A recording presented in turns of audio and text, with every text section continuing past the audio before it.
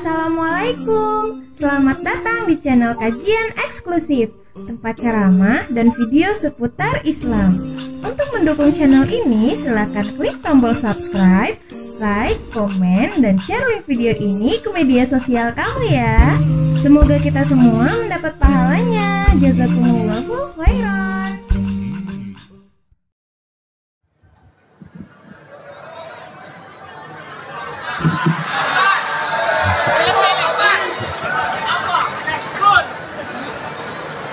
Assalamualaikum warahmatullahi wabarakatuh.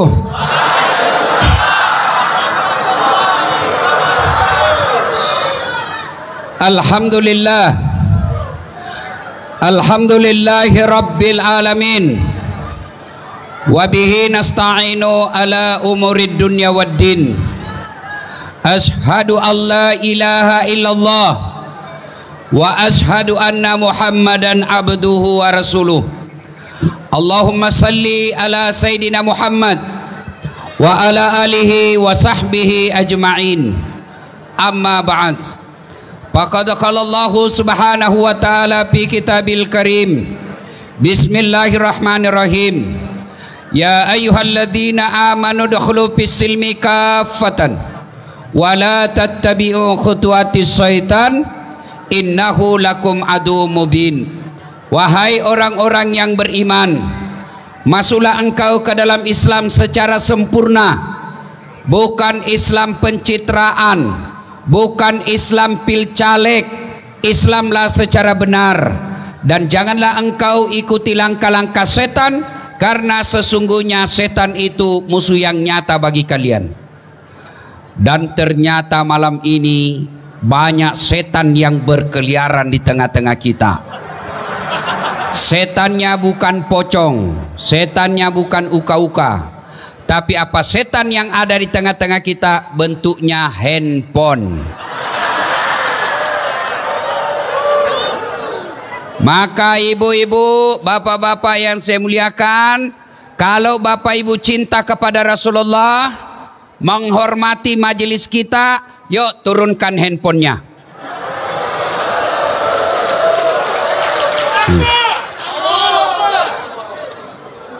Setan pasti berupaya menggagalkan ceramah kita. Dengan cara apa? Lihat HP-mu, lihat HP-mu, lihat HP-mu. Akhirnya apa? Bapak tidak konsentrasi dengar ceramah. Maka simpan HP. Anak muda yang pegang HP, saya doakan kau tidak dapat jodoh.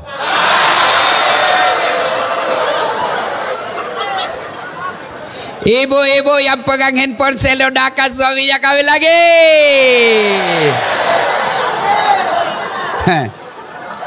Simpan dulu HP, simpan. Ayo. Kalau saya sudah katakan simpan HP, masih juga dipegang HP-nya begini, maka dia bukan setan, tapi dia sudah bapak moyangnya setan. Simpan dulu bos, simpan dulu. Nggak usah merekam. Kalau kau rekam, suaranya tidak jelas, gambarnya kabur. Tapi saya mau dokumen Ustadz, saya mau lihat nanti di rumah. Boleh, caranya gampang. Gimana? Buka YouTube, tulis nama Dasat Latif, Masjid An-Nur Riau, pasti muncul. Gambarnya jelas, suaranya jernih dan bagus, sudah diedit. Kalau kamu bikin siaran langsung, saya terancam. Kenapa? Nanti ada keseleo. Contoh guru kita Abdul Somad. Ditanyalah beliau, Tuan Guru, bagaimana hukumnya main catur? Beliau jawab, haram. Apabila azan berkomandan, kamu masih main catur. Dipotonglah itu azannya. Yang berkeliaran di medsos haram main catur. Marah seluruh pemain catur dari Sabang sampai Merauke. Saya juga ditanya, Ustadz Dasat, bagaimana hukumnya main catur? Saya jawab, haram. Kenapa bisa? Kau bunuh Perdana Menteri sama Raja.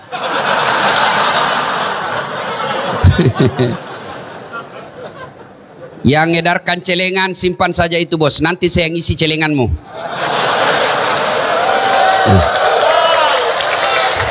Simpan dek, simpan. Tidak enak rasanya. Saya risih kalau saya lagi ceramah edarkan celengan, seolah-olah saya disawer.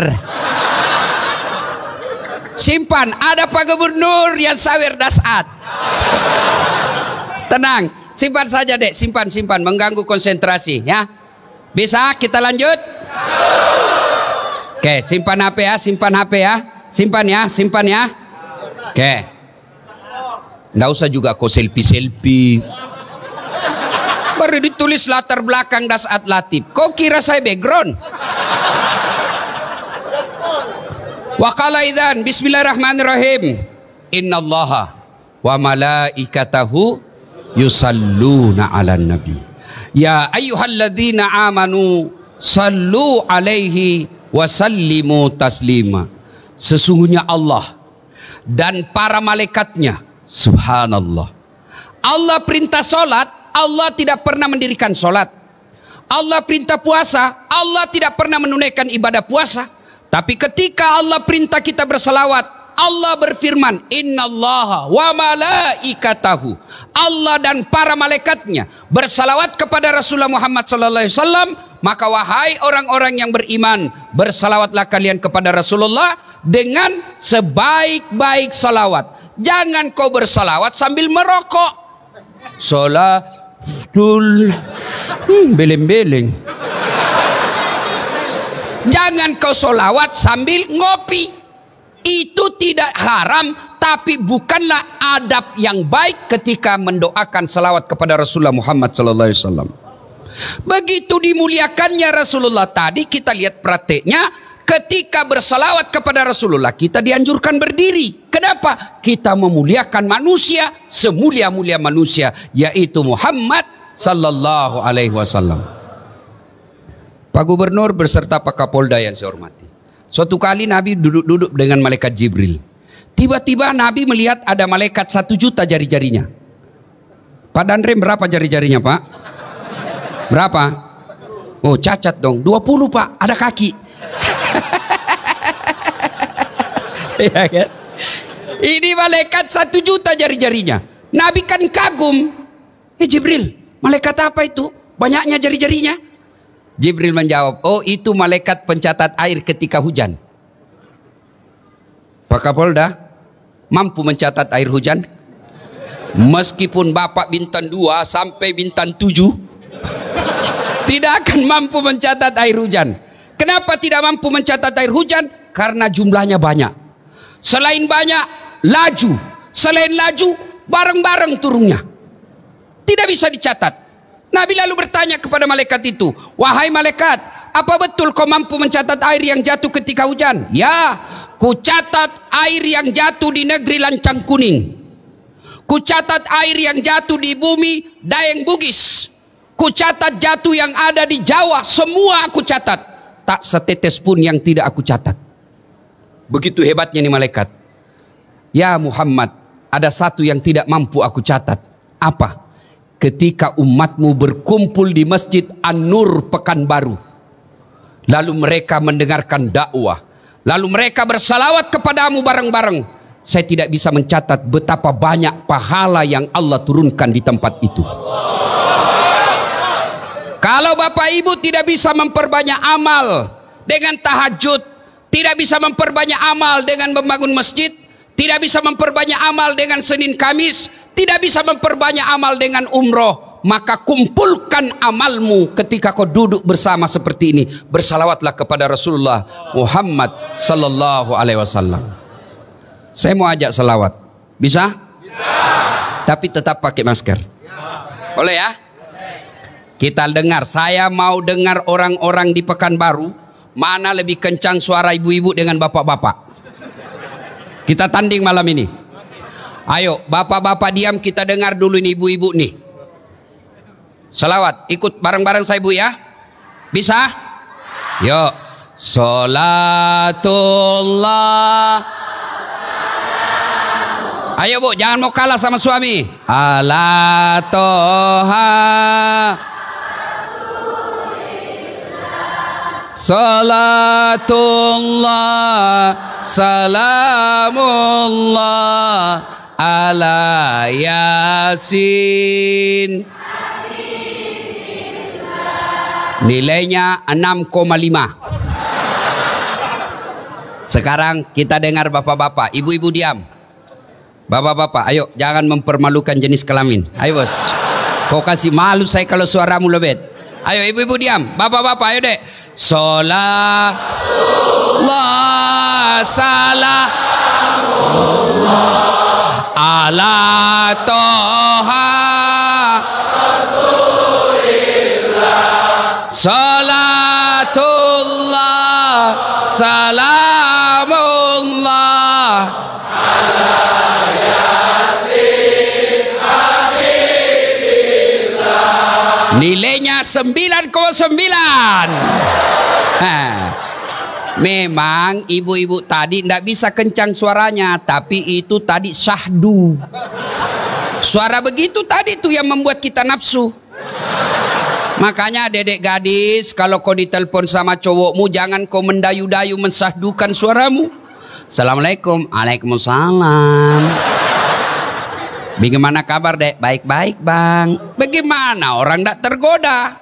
Coba kalau tegas sedikit. Assalamualaikum. Waalaikumsalam. Lagi ngapain? Kenapa kau tanya-tanya? Nggak diteleponnya lagi kau besok. Ibu bapak, saudara-saudara sekalian, teristimewa yang kita hormati, Bapak Gubernur Provinsi Riau Datuk Sri Setia Amanah Haji Samsuar. Yang kita hormati dengan penuh kehormatan, Bapak Kapolda Provinsi Riau, Bapak Inspektur Jenderal. Kau tahu Inspektur Jenderal dek? Hah? Tahu? 2 bintang. Tapi calon pensiun juga.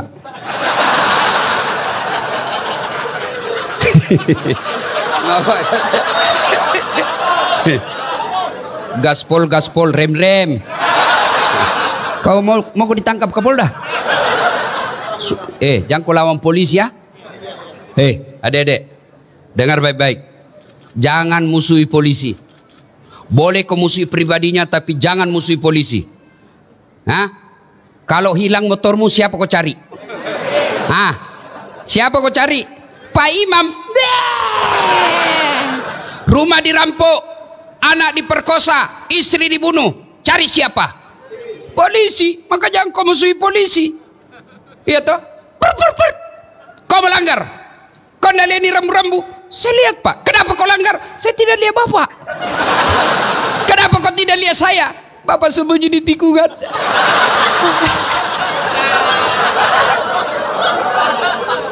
Itu polisi film India, bukan polisi Indonesia.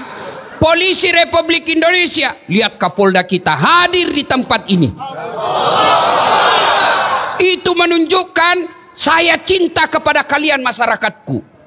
Ini penuh resiko hadir di tempat ini, mempertaruhkan jabatan. Tapi beliau katakan yang penting saya harus hadir sebagai penegak hukum di Provinsi Riau. Allahu Akbar.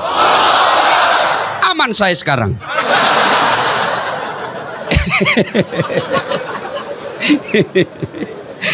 Inspektur Jenderal Polisi Bapak Agung Setia Imam Effendi, yang kemudian semua saya cintai karena Allah Subhanahu wa taala.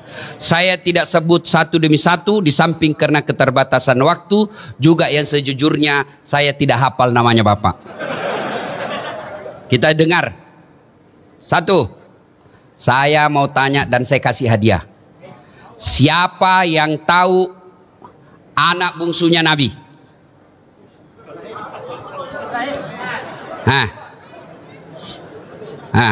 Siapa?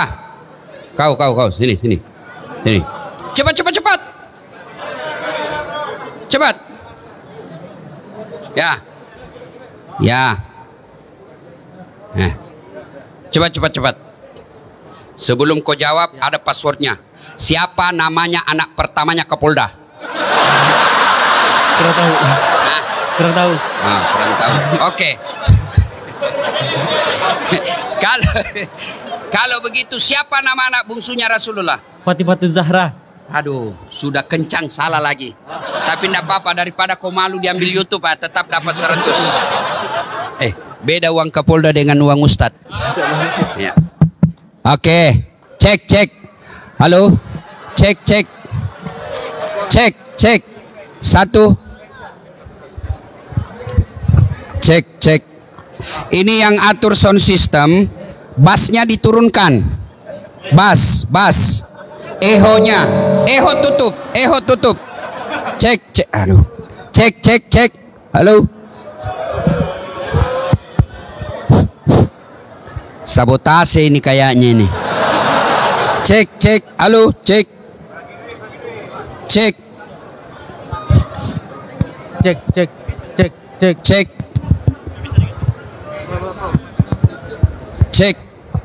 Imam. Halo. Hai.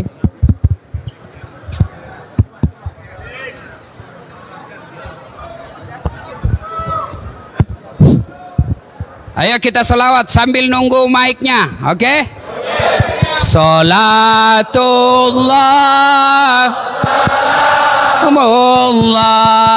ala toha rasulillah salamullah ala yasin.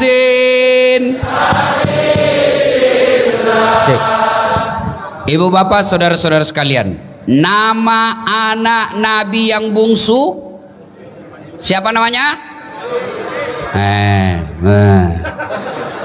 Gimana kau mau meneladani Nabi? Anak Nabi kamu tidak ngerti. Inilah pentingnya maulid. Adik-adik, siapa yang tahu berapa anaknya Nabi?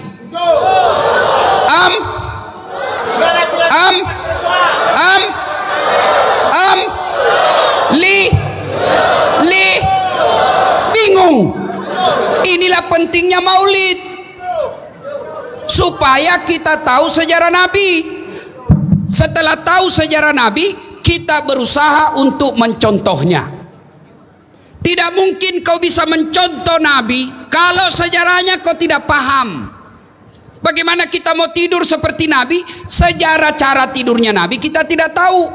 Inilah pentingnya maulid. Maka saudara-saudaraku yang tidak mau maulid, silahkan, monggo. Tapi jangan kau menganggap kami yang kumpul di tempat ini sebagai orang sesat.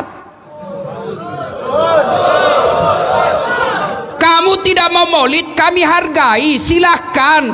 Tapi jangan melukai perasaan kita yang mau maulid.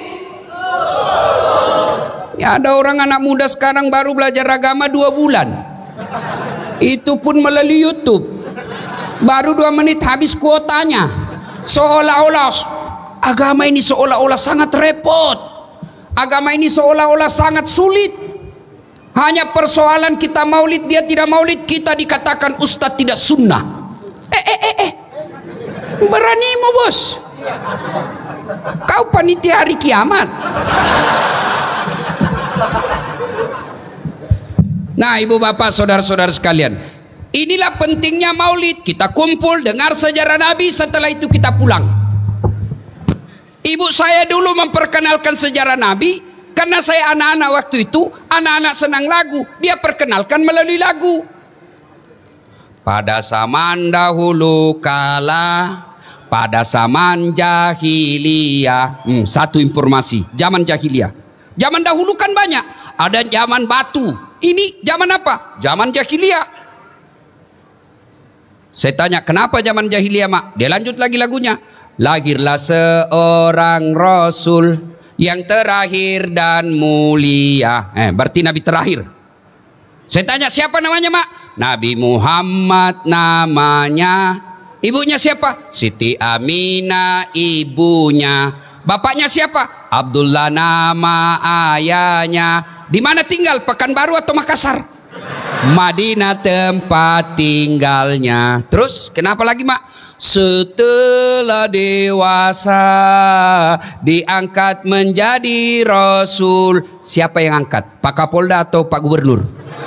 Oleh Allah yang kuasa. Allah itu siapa, Mak? pencipta alam semesta. Itu lagunya ibu-ibu dulu. Belum ada BKMT, belum ada majelis taklim, tapi bisa memperkenalkan sejarah Nabi dengan lagu yang diajarkan ke anaknya. Lagu ibu-ibu dulu. Sekarang lagu ibu-ibu apa? Putar ke kiri nona, putarlah ke kiri, ke kanan, ke kanan. Beleng-beleng. Apa kiri kanan, kiri kanan, kiri kanan? Coba.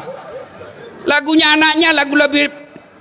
Po ami belalang kupu-kupu, siang makan nasi, kalau malam minum susu. Mana ada kupu-kupu makan nasi? Hoax. Bohong-bohong. Nah, kenalkan Nabi melalui lagu. Itu ibu saya. Sekarang saya tambah lagu itu. Anak-anak Nabi ada 7 orang, 3 laki-laki, 4 perempuan. Pertama Qasim, Abdullah, Ibrahim, Zainab, Ruqayyah, Ummu Kalsum, Fatimah. Ibunya bernama Siti Aminah, ayahnya bernama Abdullah, kakeknya bernama Abdul Muthalib, pamannya bernama Abu Thalib. Baru kau tahu tuh anaknya Nabi 7 dari lagu ini. Inilah hikmahnya maulid, supaya kita kembali mendengar sejarah Nabi, supaya kita minimal bisa tahu, berdoa supaya kita bisa teladani. Saya mau cerita tapi waktu terbatas, sedikit saja kisahnya. 1. Di Mekah Nabi diteror, baik teror mental maupun teror fisik. Sahabat-sahabatnya dibunuh. Maka orang pertama yang disiksa dan dibunuh mati syahid dalam Islam namanya Sumayyah. Dibunuh dia, diikat oleh Abu Lahab, lalu ditombak badannya. Kenapa ditombak badannya? Marah karena Abu Lahab bilang, Sumayyah, saya tahu kenapa kau bela sekali Muhammad. Muhammad kan agak kece, cakep-cakep. Ya, pasti kau suka Muhammad toh? Marah. Sumayyah, dia kumpulkan seluruh air liur yang ada di mulutnya, lalu dia diludai raja waktu itu. Dia bangsawan terkenal itu Abu Lahab waktu itu. Abu Jahal, bah! Marah Abu Jahal, naik pitam, dia ambil tombak, dia tusuk badannya. Meninggal. Di depan Nabi para sahabat disiksanya, diteror secara mental, diteror secara fisik. Akhirnya Nabi memutuskan pergi, mudah-mudahan di Taif mendapat simpati dan pertolongan. Jalanlah dari Mekah ke Taif.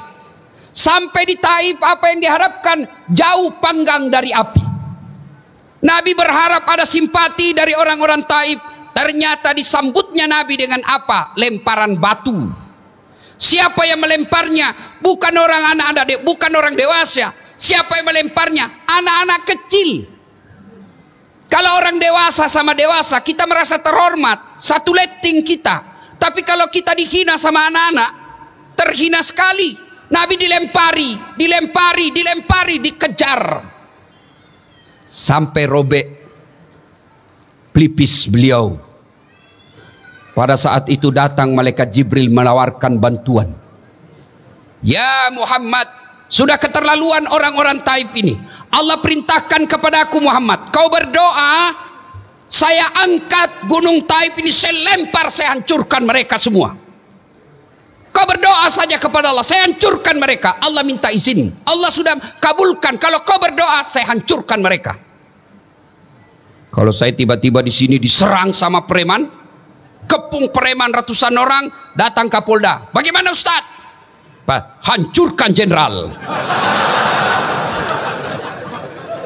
Apakah Nabi lakukan itu? Tidak. Nabi hanya berkata, ya Jibril, kalau Allah ingin mengabulkan doaku hari ini, aku hanya ingin berdoa kepada Allah, ya Allah berikan hidayah kepada mereka, berikan hidayahmu kepada mereka.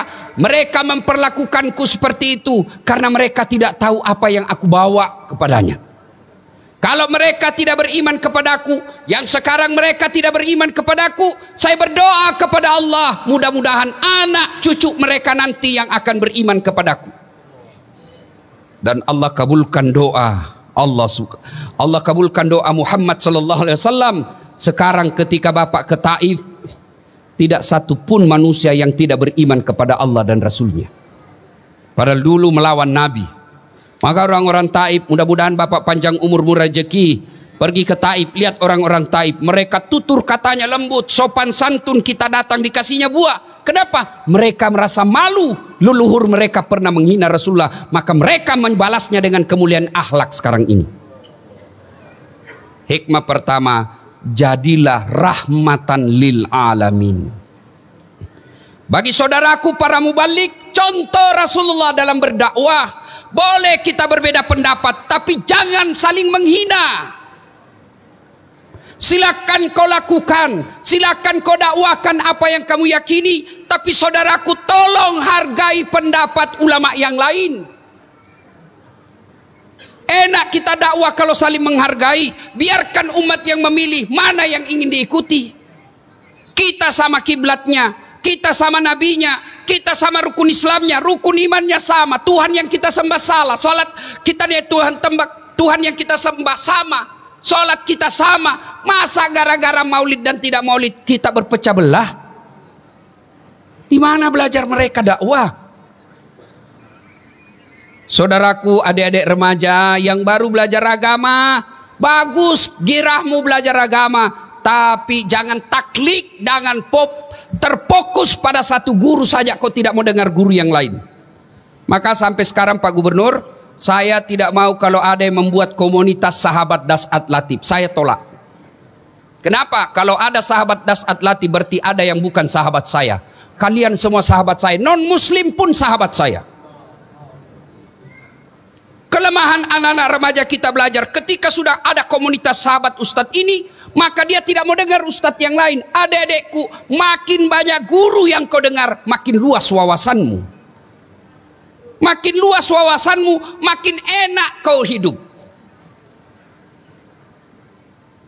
Dulu waktu saya kecil, kalau orang berbeda di masjid tidak ada ribut. Allahu Akbar. Subuh kunut, yang satu tidak kunut, yang satu kunut, yang di samping saya tidak kunut, saya tidak ribut. Saya cuma bilang dalam hati, oh Muhammadiyah. Selesai. Maka dedek sekalian, ketika kau mendapat konten-konten dakwah, apalagi yang di Instagram, yang 1 menit, 2 menit, kan tidak punya waktu untuk membahasnya secara detail, maka jangan kau berpendapat itu yang berbeda salah. Tidak. Contoh paling konkret, kata saya tidak makan, apa artinya? 1, saya tidak makan, lagi puasa. Saya tidak makan, alergi. Saya tidak makan, kenyang. Saya tidak makan, haram. Saya tidak makan, saya tidak suka. Sama kalimatnya, saya tidak makan, sama kalimatnya dimaknai oleh orang berbeda. Ada yang katakan haram, ada yang katakan kenyang, padahal sama kalimatnya. Begitu juga hadis.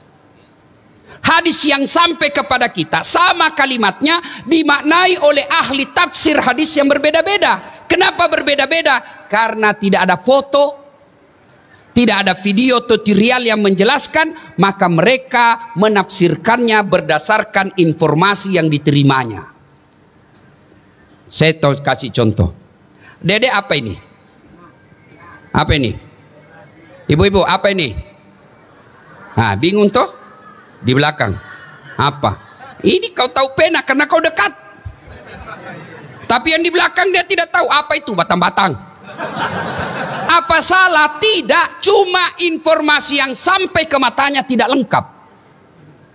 Maka silakan laksanakan apa yang kamu yakini tanpa menghina orang yang berbeda dengan kamu. Karena kesalahan yang dia lakukan kau tidak akan tanggung dunia akhirat. Selesai. Coba lihat Rasulullah. Jangankan sesamanya muslim, orang yang melempari saja didoakan mudah-mudahan dapat hidayah. Maka saya kemarin ribut-ribut, saya tidak layani. Saya doakan saja, mudah-mudahan dia dapat hidayah. Biarkan netizen yang bertengkar.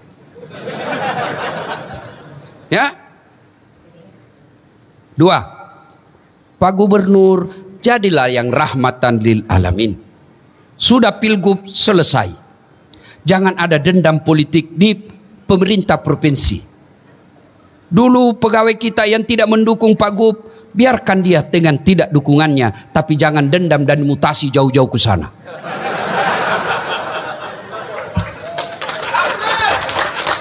Dan kalaupun ada yang dimutasi karena dulu tidak mendukung Pak Gubernur, kau dimutasi, resiko bos. Resiko. Kau dulu kepala dinas tapi salah dukung, non job, jadi staf ahli yang tidak ada stafnya. Maka kau sabar, kan sudah mau juga kepala dinas, kasih lagi gerbong gubernur baru. Tapi kalau dia orang baik, beriman kepada Allah, tidak peduli, maka saudara, jadilah Islam yang rahmatan lil alamin. Itu kepada orang lain. Sekarang kepada keluarga.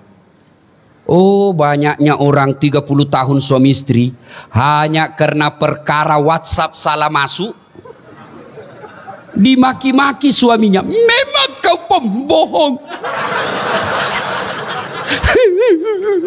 Tidak kusangka begitu. Kata suaminya, apa dek? Apa nih? Apa. Itu WhatsAppmu. WhatsApp yang mana? Itu. Ada lope-lope. Sayangku, jangan salah sangka. Ini salah kirim. Ini. Ibu-ibu semua, kalau sudah dapat kesalahan suaminya, tidak bisa dilupanya. Ini ibu-ibu nih, ahli sejarah semua ini Pak. Sekali kita salah, sampai mati diingatnya. Tiba-tiba salah, dia ingat yang 10 tahun yang lalu. Padahal sudah tuntas 10 tahun yang lalu. Ibu tahu enggak 10 tahun yang lalu? 2 periode.